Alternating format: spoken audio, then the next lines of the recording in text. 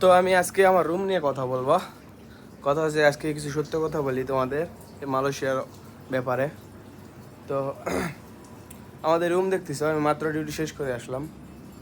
তো ডিউটি শেষ করে রুমে যখন দরজা আমি খুলি, মনে হলো দরজা মনে হয় কেউ ভিতর দিক থেকে মানে ধরে রাখছে, মানে দরজা খুলতেছে না। আমি দরজা খুলছি, তারপরে খুলতেছে না। আর বিশেষত কয়দিন হচ্ছে আরও বেশি দেখা যাইতেছে। এই বেডে যে থাকে, 2 দিন আগে তার কাছে একটা কি যেন আসছিল, মানে রাত্রে বলবো না, যাই হোক নাম নিব না। আর এই রুমে যতগুলো আছে আমরা সবাই রাত্রে নাকি ভুলবো কি, আমিও ভুলবো কি।